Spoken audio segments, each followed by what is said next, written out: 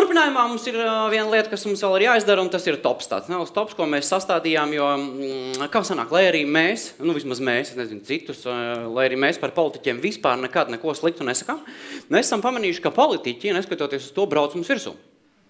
Un mēs sastādījām tādu politiķu uzbraucienu topu, un šī gadījumā tas ir domāts burtiski uzbraucienu topu. Un tātad, 5. vietā. Āboltiņas stresa līmenis. Āboltiņa, tātad, kas ir noticies, pirms laba laika āboltiņa pārkārtojoties no otrās braukšanas joslas uz pirmo, nav pamanījusi pa pirmo braukšanas joslu braucošo Škodu. Un ja, kas tā var būt? Kā Āboltiņas kundze komentē šo situāciju? Perfekti. Uz to jāpaskatās no pozitīvās puses. Varbūt tiks kliedēti mīti par to, ka Saeimas deputāti pārvietojas tikai ar dienesta mašīnām. Nē, viņi pārvietojas arī savās mašīnās. Un ir arī kādreiz stresa līmenis, kad jāpārdomā, vai vienmēr vajag pašam sēsties pie stūras.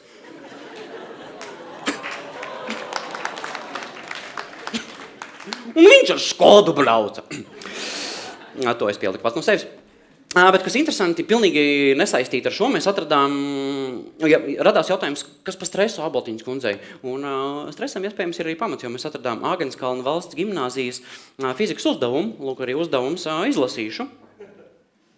Bezdarbnieks 100 metru attālumā pamana politiķi un sāk viņu ķert.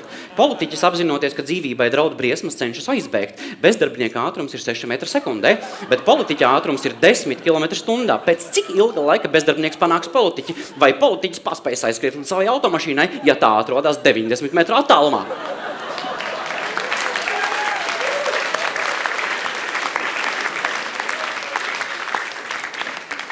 Starp citu, es šo uzdevumu atrisināju, ja, un atbilde man sanāca gaužām vienkārši.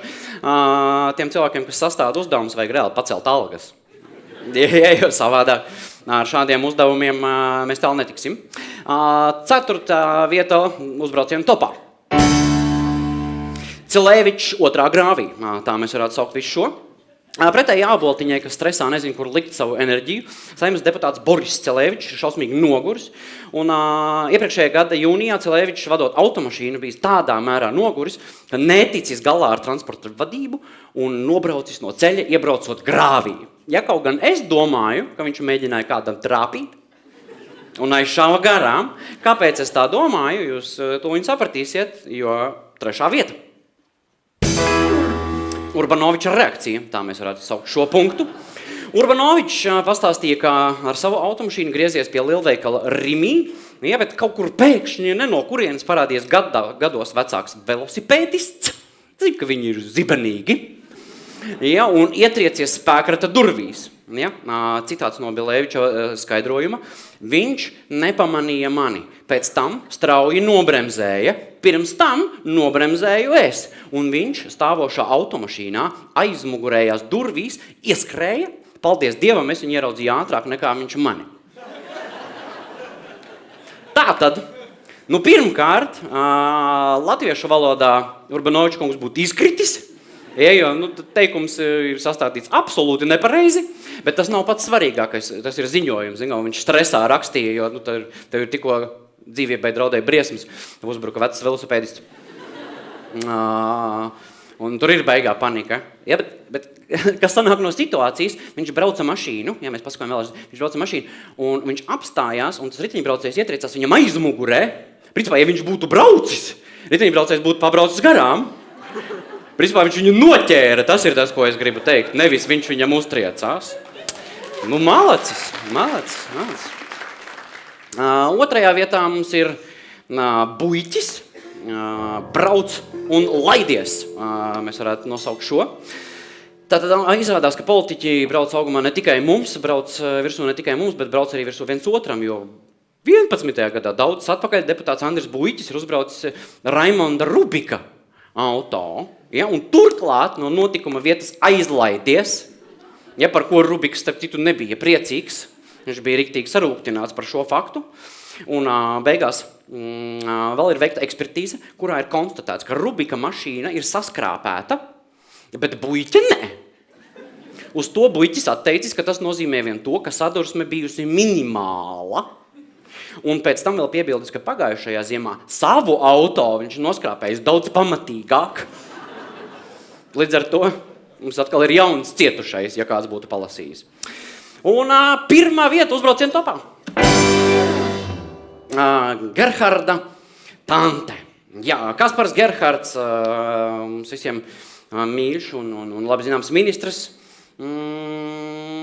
ir arī iesaistīts satiksmes negadījumā, un sākumā visas tās detaļas bija diezgan nabadzīgas, diezgan skopas, jo oficiālajā paziņojumā bija teikts, ka ministram izbraucot no savas dzīves vietas pa vienīgo ceļu, ja, viņš ir ļoti nabadzīgs, dzīvo tādā vietā, kur tikai viens ceļš iziet ārā, viņam vajadzētu saziedot kaut kādu naudu, izbraucot ārā pa vienīgo ceļu, pa tā braucamo daļu aizšķērsojusi cilvēku grupa, ja, un viņš nejauši uzbraucis vienai sievietei virsū.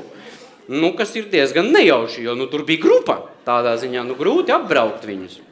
Ja kaut gan patiesībā, pēc tam tās detaļas mēs atradām vēl, un stāsts ir sakojuši, ka pie vecrīgā, pie sāpju dievmātes dievkalpojumam, ja, var sakot, ja jūs ejat uz sāpju dievmātes dievkalpojumu, jums uzbrauks, tas jau ir jau nosaukumā rakstīts, ja tas ir sāpju dievmāte. Neiet uz tādu tipu nosaukumu, taču ko jūs? Cilvēki ir sapulcējušies ielas, un Gerharda kungs atpakaļgaitā mēģinās braukt viņiem cauri, un ņemot vērā, ka tie cilvēki tā nemukuši momentāli projām, viņš izkāpis ārā parunāties ar viņiem, kāpēc nebrauc, kāpēc neiet malā. Ja, un tad izrādījās, ka viņš vienai dāmai jau ir pārbraucis pār kāju. Pirms tam jau, jo tā acīm redzot bija milzīga, tā pēda izlaista kaut kur viņa bija izlikusi žāvēt, vai ko viņa darīja, es nezinu.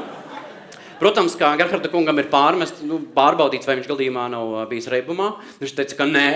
Pēc tam gan atklājās 0,4 promilus bija. Drusciņi, drosmē jau vienu vajag paņemt. Ja tev tikai viens ceļš izbraucamais ir, tad tu nevari skaidrā braukt ārā. Bet šeit ir jāuzteic policijas darbs, jo pēc 149. panta viņi ir sastādījuši aktu. Tad gribētu jums nolasīt paskaidrojumu, pamatojumu, pēc kā viņam ir uzlikts sots. Par citu šajā kodeksā, vispār pārkāpuma kodeksā, neminēto ceļu satiksmes noteikumu pārkāpšanu viņš ir sodīts, un viņam par to izsaka brīdinājumu vai uzliek naudas sodu transporta līdzekļu vadītājiem 7 eiro apmērā.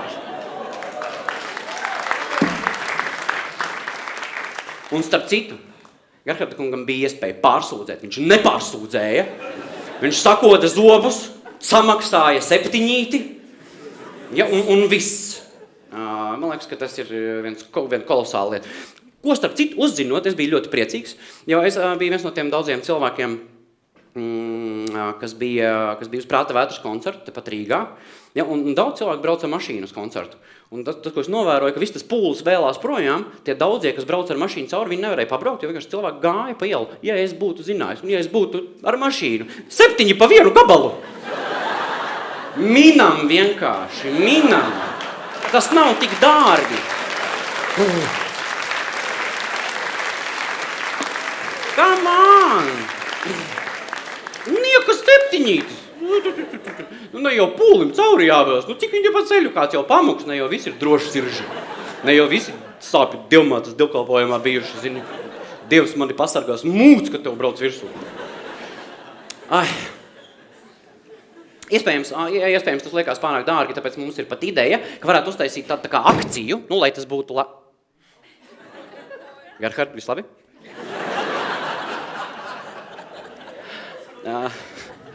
Bet iedomājies, ka varētu uztaisīt tādu akciju, lai tas būtu lētāk. Lūk, tā varētu izties tāds kuponiņš, jums ir viena tantiņa, hop, un 5 pavelti, un jūs ejat tālāk. Ja jūs vienkārši līmējat iekšā, iesniedzat ceļu policijā un katra 5 tantiņa pavelti. Man liekas, tas ir kolosāli.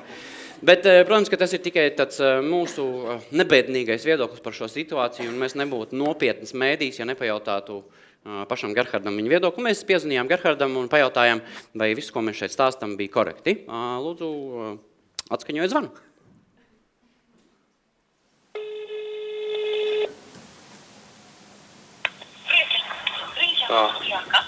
Sveicināt, vai tas būtu Gerharda kungs? Jā.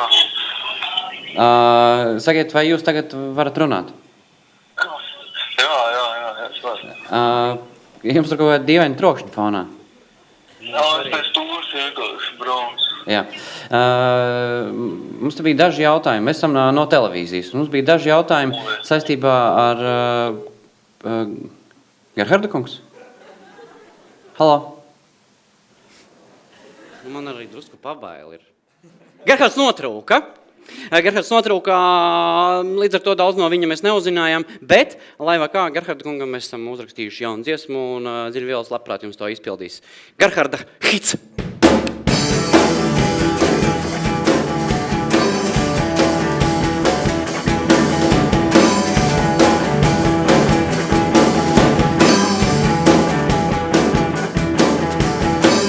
Ļaudis stāv, dievkalpojums beidzies labu laiku jau. Ļaudis stāv, bet kas pārām tos neabrau. Tie stāv kā mieti, par to ir sods. Par to ir cietums, par to ir sods. Par to ir cietums, tā kas par spriež un uzmanīgi gāzi grīdā spiež. Un pats pakaļ un pa priekšu viņš te piež. Bet reti pietur, jo par to nav sods. Par to nav cietums, par to nav sods. Par to nav cietums, nodrapkās par vaidziņš viegli, lēnām braucot kājām pāri. Policijas darbinieki piespriež bargu sodu, citreiz, lai viņš nedara tā. Ei, 7 eiro samaksā. Ei, 7 eiro samaksā. Ei, vairs nekad, lai nedara tā. Ei.